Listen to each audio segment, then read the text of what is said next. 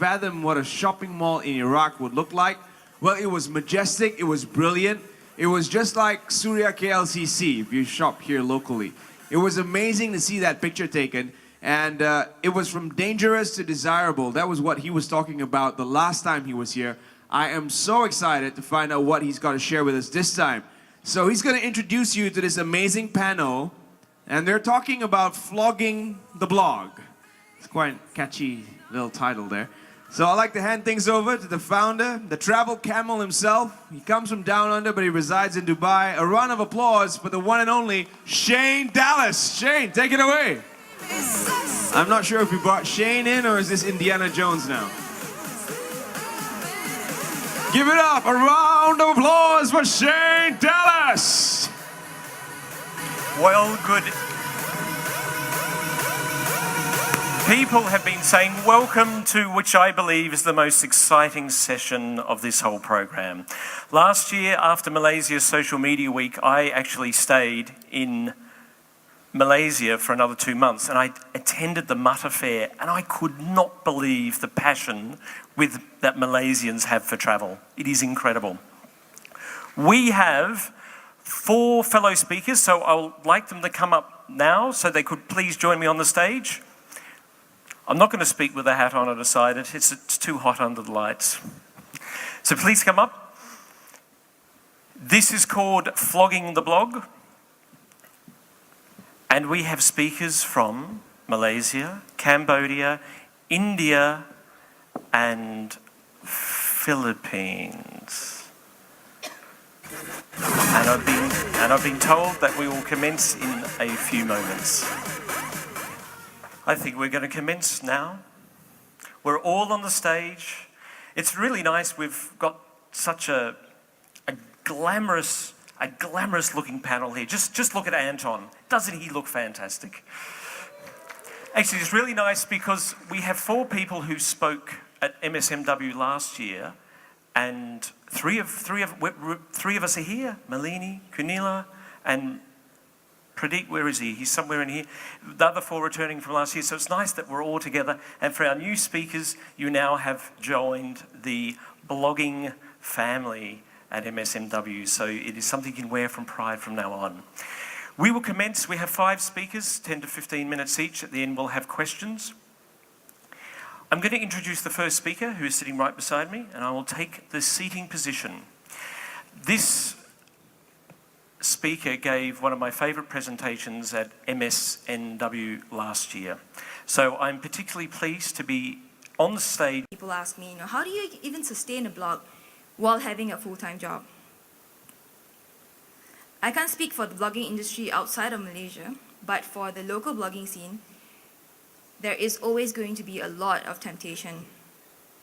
Especially if your blog is better known in the industry, people are always going to come to you, free travels, food reviews, free products to use. It's all things that it tempts. And some might feel the pressure to conform, and the blogging scene in Malaysia is like high school. Who here agrees with me, bloggers? Don't you feel it's like high school? There are cliques, there are foes, I friend you, I don't friend you. It's really, really childish. And you're gonna have haters, and some of them show their dislikes more than the other. And there's always going to be a case of copycats. That is one thing that annoys me to death about blogging. When you do something right, people are going to copy you. They're just going to imitate. They're going to try to emulate. And yes, it is the sincerest form of flattery, but it is something that gets to me as well. So the trick here is to always stay focused. Know why you started the blog in the first place. If you open a blog, if you want to be a freeloader, you want to open a blog just to freeload on products and food, stick with it. Be a freeloader. Don't change your course halfway. I'm glad over the years I managed to stay focused, with the help of my manager, of course. Remember the reason why you started the blog. Remember the end goal, and just stay true to yourself. Eventually, people can always tell you apart from a phony. So I guess that's all I have today. Thank you.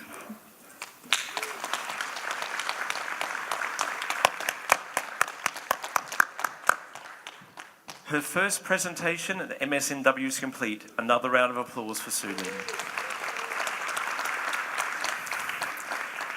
Another first-time speaker we have next at Malaysia's Social Media Week. For those who were here last year and those who have been here and seen an earlier presentation, you will realise the incredibly strong blogging community in the Philippines.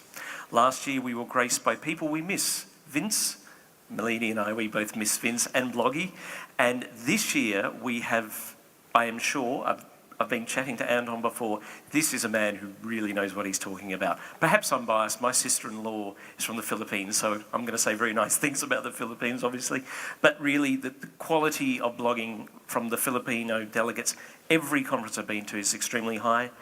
And we have the founder of Our Awesome Planet, and he will now give a presentation, The Story of Our Awesome Planet, The Road to 1 Million. Also keep another blog, gunalai.com, which I documents articles, interviews with the media, the mainstream media, like especially the print. And I have this one, wheninphnompenh.com. You know who inspired me? It's Wins, the speaker from last year. So he has this blog called wheninmanila.com. And I told Wins, you inspired me. This is something I've always wanted to do. So I started wheninphnompenh.com. And so far I've got about 10 writers to write for me. I just love writing, blogging, you know, about Cambodia. So that's how it got me started. So just want to, you know, I don't want to throw in any data, figures, or statistics. Just want to share some anecdotes and stories about my life and why blogging has been an extension of myself. So the history of blogging in Cambodia, you might not be able to guess who is the first blogger in Cambodia. It's almost unexpected, but it's our former king father, Norodom Sihanouk, who was considered as the first blogger in Cambodia. So his website is sihanouk.info. So he's the first blogger in Cambodia who inspired the ordinary citizens like myself to blog in 2007. And he liked blogging about his travels to different countries. And when he wrote letters to keep his supporters updated. So this is just a little bit about my company. We work in Notch, we work in 4 countries. And I also work with bloggers in those countries because I deal with a lot of digital accounts and companies who want exposure through bloggers. So I work a lot with them. I work with public opinion makers. It can be Facebook celebrities or Twitter celebrities in those countries. So I work with them a lot. And how does a blogger gain fame? Well, Miss Melanie, Sue, and Anton, sorry. So our speakers have actually given a lot of great tips that you can take away from today, today's sessions. I just want to share how my blog got recognized by the mainstream media and by people in my country. So back in 2007, there were not a lot of people who started blogging. So I like writing about social issues, giving comments about political situations, and I got noticed by the media back in 2010. And then, after one wrote about me, others started writing about me. So also they still... Here's a question. Thank you very much. Let's give him a round of applause. Hi, I'm a small-time car blogger, and I tend to be very opinionated about my blogs, and often enough I take pot shots at other people's pride, and of course I get sour grapes for it.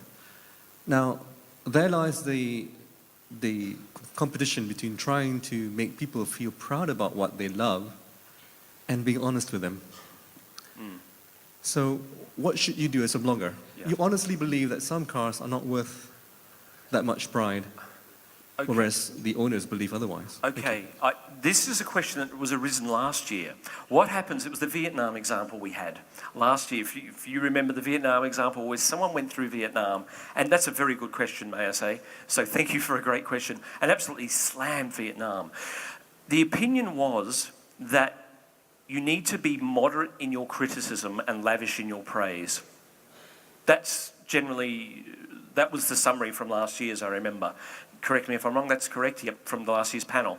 My personal opinion is I'm a very positive person, so I blog about anything positive, nothing neutral because it's boring, nothing slightly negative, but I also post anything majorly or massively negative, such as the time in Ethiopia when my tour guide was punched by another tour guide because we didn't want to use his services, which was just insane. And I'm going to mention that. I mean, I love Ethiopia, it's in my top 5 countries, but there's no way I'm leaving the country and not going to describe 2 tour guides getting in a fight into the car where I'm sitting in. There is no way. But you need to be moderate in your criticism. You need to be honest, but don't. My suggestion would be, the other thing is I mention I mention anything quirky. People love quirky stuff. So anything really quirky I mention, negative, positive or neutral. So my answer to that would be moderate in your criticism and put it in amongst all the positives. That would be my suggestion, because I know bloggers that make a habit of trying to offend people, and that may be good, but I can tell you after travelling a long time, you realise that every person in this world is your brother and sister, and there is no way I would want to offend my brother or sister on a blog. So that's my approach.